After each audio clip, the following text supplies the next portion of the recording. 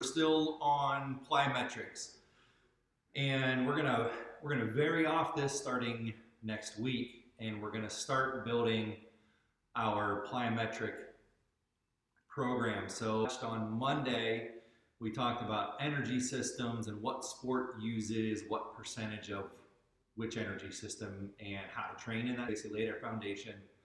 And on Thursdays, we've been doing our plyometrics. So today, basically the topic is you're stuck at home, do these two things to help improve your vertical jump.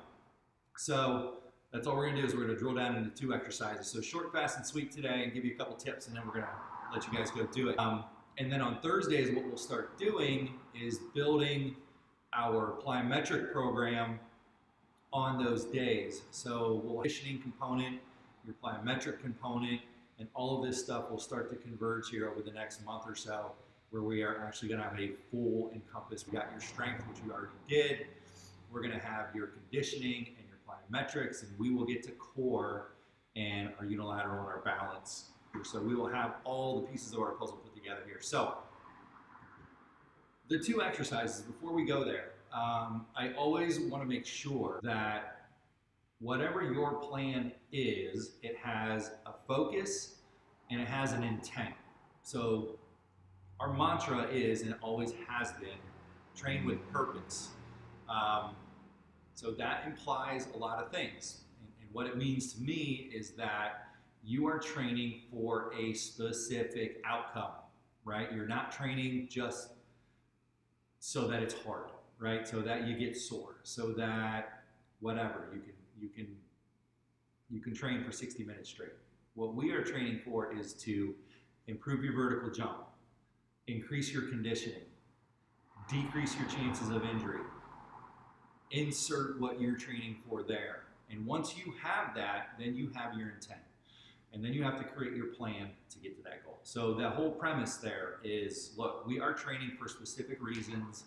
It could be get lean, it could put on 3 pounds of muscle, it could be X, Y, or Z, right? But you have to write that out. And so you not only have to do it, you got to tell it to other people, you got to put it on paper, and you have to be able to implement that plan to achieve that goal, right? So I truly think the biggest thing that you can do is tell somebody else. Put it down here, put it in the comments. What are you training for? So tell somebody, because then you have accountability, right? If you tell me, I'm the worst accountability partner because I will freaking call you out every single day, right? So beware if you tell me what your goals are, because I will hold you accountable to it. That's kind of, but our job here is to create explosive, powerful, and indestructible athletes. So that is our mission.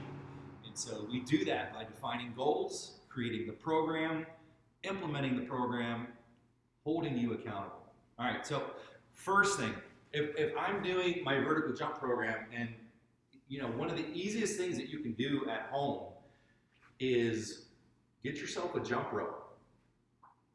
Plain and simple. Get yourself a jump rope and do sets of 100. Do 10 sets of 100 ropes. Get better at jumping rope. And what that does, and you'll kind of see this in one of our exercises today, is it starts tying your ankle strength and your ability to kind of twitch off the floor together with your brain, but it's all driven through your core, right? So just the sheer act of moving my hands to swing the rope as I'm jumping will help improve your mechanics, it'll help improve your timing, and it'll help strengthen your ankles, which is hugely important to improving your vertical jump. So the 2 exercises that we're gonna do today are gonna be a stationary, just a squat jump, and then we're gonna do a wall jump tied to a squat jump. Now, both of these exercises are maximal. So let's assume that you are warmed up, you've done a little bit of a jog, you've hit your 10 sets of 100 on your jump rope, you've done a few hip mobility half stretches, and we are warmed up and ready to go. We got a good sweat. So I'm gonna have Ariel as our jumper today, and I'm gonna coach you guys through this program, just 2 exercises, like I said. So the easiest way to think about this is that you wanna load explosively down into your hips, right? So you're trying to drop rapidly into your hips, and then the rebound is maximal up to the ceiling. So I'm gonna have him go through a couple repetitions and I'm gonna talk through it as he goes. So let's do three reps. And we'll go from there. He's gonna drop, power, stick. 1. Drop, power, stick. That's 2. Drop, power, stick. That's right. So if you noticed how the rhythm that he did those with, right? It's almost like he did 3 sets of 1. And so that kind of implementation puts you at like a 90% or above threshold as far as how hard you're working. So let's do a couple like rapid fire. So if we're doing it rapid fire, we'll just do 3 in a row. It slows down the process, right? And so we get into this more of a conditioning mode. Now that's only 3 reps. I would still consider that like explosive. But say we did that for 20 seconds, 30 seconds, right? Our form starts to break down. We start to get less vertical jump out of each jump, and we're reducing a force that we can produce every time. What we are talking about is maximal force. So how high can you jump off the floor? How quickly can you drop your hips and then drive up off the floor?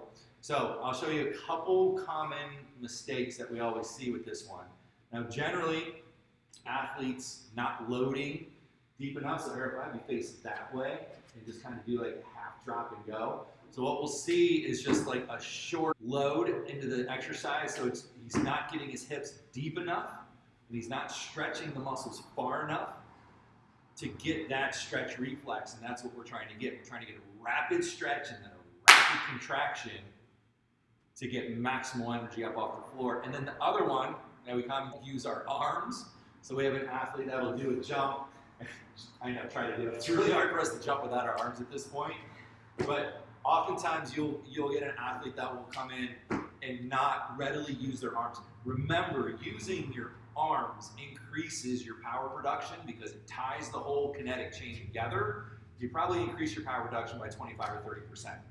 So if I'm doing my vertical jumps minus my arms, then you're reducing the amount of use and you're reducing the amount of height that you can gain. And then the last one that we commonly see, I'll still have you face that way, let's just do 1 jump.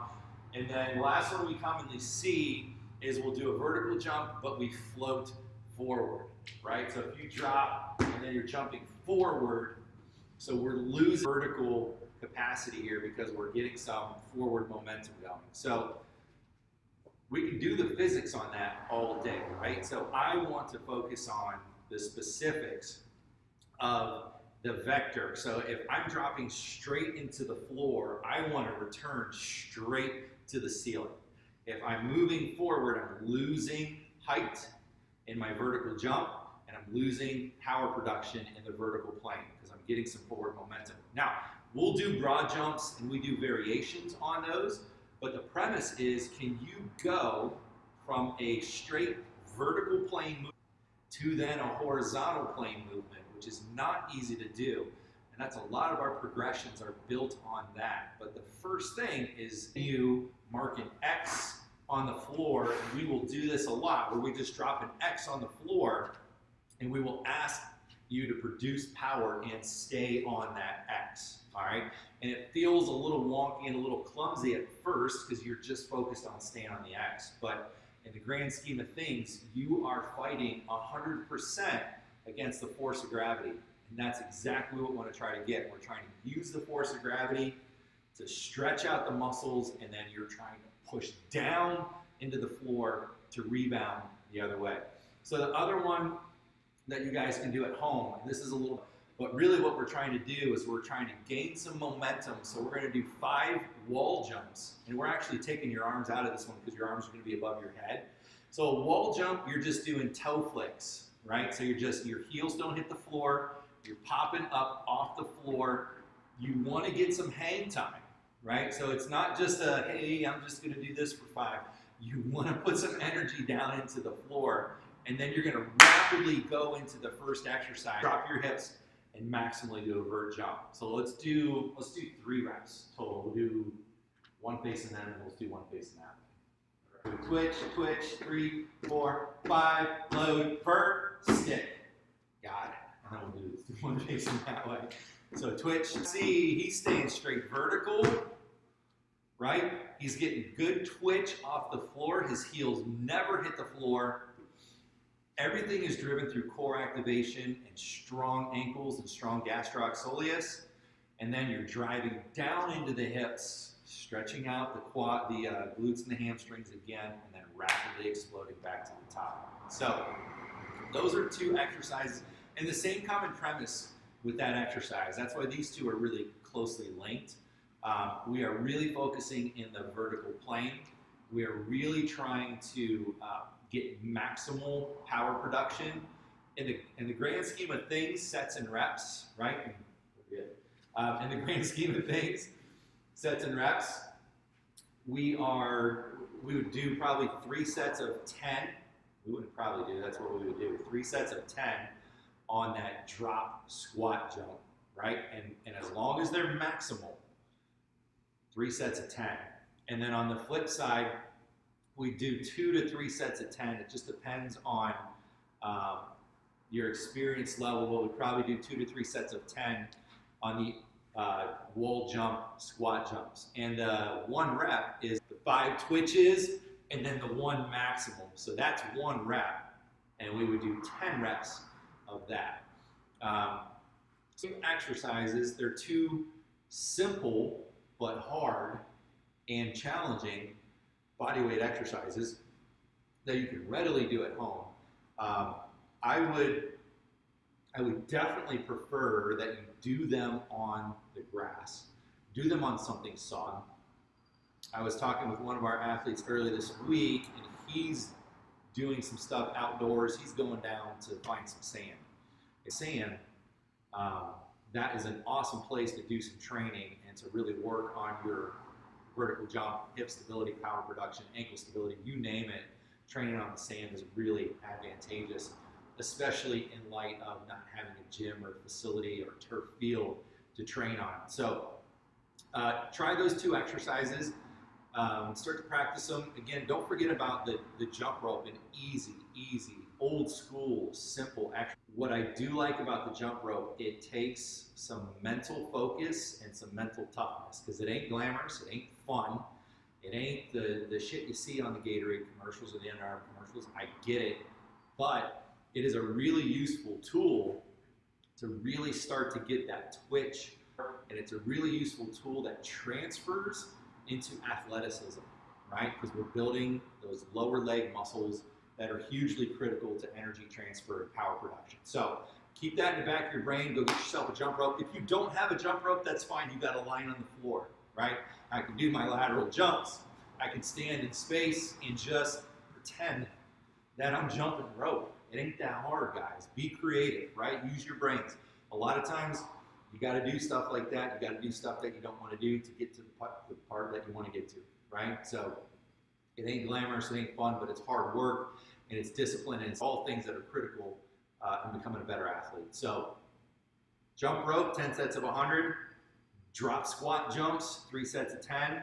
2 sets of 10 on the 5 wall jump, squat jumps. Try that, start adding it. Do them first. Do them first, because we need maximal effort, maximal volition, and then go do your squats and lunges and single leg work and conditioning. Remember, we have a hierarchy through our programs. Don't do this shit last.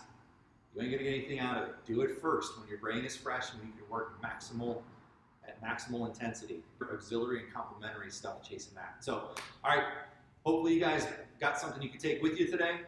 If you guys have any questions, you know where to find us. And on Monday, we're gonna keep building our program out. Thanks for checking in. We'll see you then.